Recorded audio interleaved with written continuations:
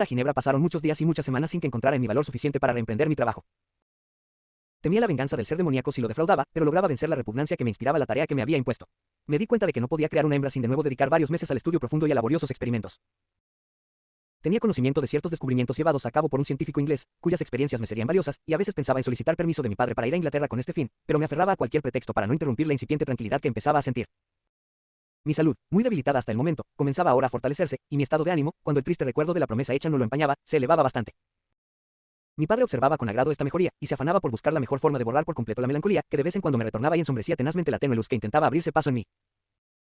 Entonces buscaba refugio en la más absoluta soledad, pasaba días enteros en el lago, tumbado en una barca, silencioso e indolente mirando las nubes y escuchando el murmullo de las olas. El aire puro y el sol brillante solían devolverme, al menos en parte, la compostura, y, a mi regreso, respondía a los saludos de mis amigos con la sonrisa más presta y el corazón más ligero.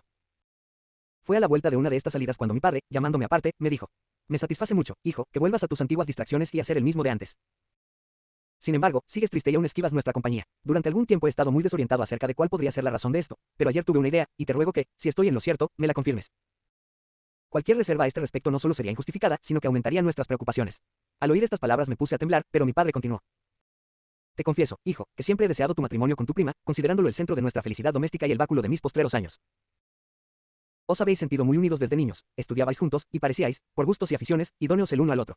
Pero somos tan ciegos los humanos, que las cosas que yo consideraba favorables a este proyecto quizá hayan sido precisamente las que lo hayan destruido por completo. Puede que tú la consideres como una hermana, y no tengas ningún deseo de que se convierta en tu esposa. Es incluso posible que hayas conocido a otra mujer a la cual ames y que, considerándote ligado a tu prima por razones de honor, te debatas en una lucha que ocasiona la visible tristeza que te aflige. Querido padre, tranquilízate. Te aseguro que amo a Elizabeth tierna y profundamente. No he conocido a ninguna mujer que me inspire, como ella, tanta admiración y afecto. Mis esperanzas y deseos para el futuro se fundan en la perspectiva de nuestra unión. Tus palabras, querido Víctor, me producen una alegría que no experimentaba hacía mucho tiempo. Si esto es lo que sientes, nuestra felicidad está asegurada, por mucho que sucesos recientes puedan entristecernos. Pero es justo esta tristeza, que parece haberse adueñado de forma tan poderosa de ti, la que quisiera disipar. Dime, pues, si tienes alguna objeción a que se celebre la boda de inmediato. Hemos sido desdichados últimamente, y recientes sucesos nos han robado la paz cotidiana que mi edad requiere. Tú eres joven, pero no creo que, con la fortuna de que dispones, una boda precoz pueda interferir en los planes de honor o provecho que te hayas podido trazar. No creas, empero, que quiero imponerte la felicidad, o que una demora por tu parte me fuera a ocasionar desazón. Interpreta bien mis palabras, y te ruego me contestes con confianza y franqueza. Escuché a mi padre en silencio, y durante algunos instantes no logré darle respuesta. Por mi mente discurría un cúmulo de pensamientos que intentaba ordenar para poder llegar a alguna conclusión. La idea de una inmediata unión con mi prima me llenaba de horror y aflicción. Estaba atado por una solemne promesa que aún no había cumplido y que no osaba romper, pues, de hacerlo, qué desdichas no acarrearía para mí y mi afectuosa familia el incumplimiento de mi palabra. No creo que pudiera entrar en este festejo con semejante peso muerto atado del cuello y doblegándome hacia el suelo. Debía llevar a cabo mi compromiso, dejando al monstruo que partiera con su pareja, antes de permitirme disfrutar de las delicias de un matrimonio del que esperaba la paz. Recordé también la necesidad que tendría de viajar a Inglaterra, o de comenzar una larga correspondencia con científicos de aquel país cuyos conocimientos e investigaciones me eran imprescindibles en mi tarea. Esta segunda manera de obtener la información que precisaba era lenta y poco satisfactoria. Además, cualquier cambio me serviría de distracción, y me ilusionaba la idea de pasar un año o dos en otro lugar, cambiando de ocupación y lejos de mi familia. Durante este periodo podría ocurrir cualquier suceso que me permitiese volver a ellos en paz y tranquilidad. Quizá hubiera ya cumplido mi promesa, y el monstruo hubiera desaparecido, o quizá algún accidente lo hubiera destruido, poniendo así fin a mi esclavitud. Estos sentimientos me dictaron la respuesta que le di a mi padre. Manifesté el deseo de visitar Inglaterra, pero oculté mis verdaderas intenciones bajo el pretexto de que quería viajar y ver mundo antes de asentarme para el resto de mi vida en mi ciudad natal. Le rogué insistentemente que me dejara partir y accedió con prontitud, pues no existía en el mundo padre más indulgente y menos impositivo que él. Pronto estuvieron arreglados los preparativos.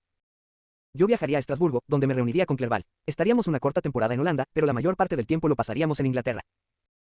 El regreso lo haríamos por Francia, y acordamos que el viaje duraría 2 años. Mi padre se consolaba con el pensamiento de que mi boda con Elizabeth tendría lugar en cuanto volviera a Ginebra.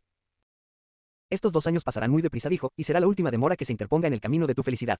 Espero con impaciencia la llegada del momento en que estemos todos unidos sin ningún temor altere nuestra paz familiar. Estoy de acuerdo con tu proyecto, le contesté. Dentro de 2 años tanto Elizabeth como yo seremos más maduros, y espero que más felices de lo que ahora somos. Suspiré, pero mi padre, delicadamente, se abstuvo de hacerme más preguntas respecto de las causas de mi pesadumbre. Esperaba que el cambio de ambiente y la distracción del viaje me devolvieran la tranquilidad. Empecé, pues, a preparar mi marcha, pero me obsesionaba un pensamiento que me llenaba de angustia y temor. Durante mi ausencia, mi familia seguiría ignorando la existencia de su enemigo, y quedaría a merced de sus ataques caso de que él, irritado por mi viaje, se lanzara contra ellos. Pero había prometido seguirme donde quiera que fuera, así que no vendría tras de mí a Inglaterra. Este pensamiento era terrorífico en sí mismo, pero reconfortante, en cuanto que suponía que los míos estarían a salvo. Me torturaba la idea de que sucediera lo contrario de esto, pero durante todo el tiempo que fui esclavo de mi criatura siempre me dejé guiar por los impulsos del momento, y en ese instante tenía la seguridad de que me perseguiría, y, por tanto, mi familia quedaría libre del peligro de sus maquinaciones. Partí hacia mis 2 años de exilio a finales de agosto. Elizabeth aprobaba los motivos de mi marcha y solo lamentaba el no tener las mismas oportunidades que yo para ampliar su campo de experiencia y cultivar su mente. Lloró al despedirme, y me rogó que retornara feliz y en paz conmigo mismo. Todos confiamos en ti, dijo, y si tú estás apenado, ¿cuál puede ser nuestro estado de ánimo? Me metí en el carruaje que debía alejarme de los míos, apenas sin saber a dónde me dirigía, e importándome poco lo que sucedía a mi alrededor. Solo recuerdo que, con inmensa amargura, pedí que empaquetaran el instrumental químico que quería llevarme conmigo, pues había decidido cumplir mi promesa mientras estaba en el extranjero y regresar, a ser posible, un hombre libre. Lleno de sombríos pensamientos, atravesé hermosísimos lugares de majestuosa belleza, pero tenía la mirada fija y abstraída. Solo pensaba en la meta de mi viaje y el trabajo del cual debía ocuparme mientras durara. Tras varios días de inquieta indolencia, durante los cuales recorrí muchas leguas, llegué a Estrasburgo, donde tuve que aguardar durante 2 días la llegada de Clerval. Vino, y qué inmensa diferencia había entre nosotros. Él respondía vivamente ante cualquier paraje nuevo, se emocionaba con las hermosas puestas de sol, y aún más con el amanecer cuando se estrenaba un nuevo día, me señalaba los cambios de colorido en el paisaje y el aspecto del cielo. Esto es lo que yo llamo vivir, exclamaba. ¿Cómo me gusta existir? Pero ¿por qué estás tú, querido Frankenstein, tan apenado y abatido? Lo cierto es que me embargaban tristes pensamientos, y permanecía indiferente ante el anochecer o el dorado amanecer reflejado en el Rin. Y usted, amigo mío, se divertiría mucho más con el diario de Clerval, gozoso y sensible admirador del paisaje, que con las reflexiones de esta criatura miserable, perseguido por una maldición que impedía toda posibilidad de dicha. Habíamos decidido bajar en barco por el Rin desde Estrasburgo hasta Rotterdam, donde embarcaríamos para Londres. Durante este trayecto pasamos muchas islas cubiertas de sauces, y vimos varias ciudades hermosas. Paramos un día en Mannheim, y 5 días después de salir de Estrasburgo llegábamos a Maguncia. A partir de aquí, el curso del Rin se hace mucho más pintoresco. El río desciende velozmente, serpenteando entre colinas no muy altas pero sí escarpadas y de formas muy bellas. Vimos numerosos castillos en ruinas, lejanos e inaccesibles, que, rodeados de espesos y sombríos bosques, se alzaban al borde de los despeñaderos. Esta parte del Rin ofrece un paisaje de singular variedad. Pueden verse irregulares montañas, castillos en ruinas dominando tremendos precipicios, a cuyos pies el sombrío Rin fluye en precipitada carrera, y, de repente, tras rodear un promontorio, el paisaje lo constituyen prósperos viñedos, que cubren las verdes y ondulantes laderas, sinuosos ríos y pobladas ciudades.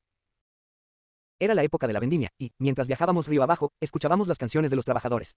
Incluso yo, a pesar de mi ánimo decaído, y lleno como estaba de sombríos pensamientos, me sentía contento. Tumbado en el fondo de la barca, miraba el límpido cielo azul, y parecía imbuirme de una tranquilidad que hacía mucho no sentía. Si estas eran mis sensaciones, ¿cómo explicarlas de Henry?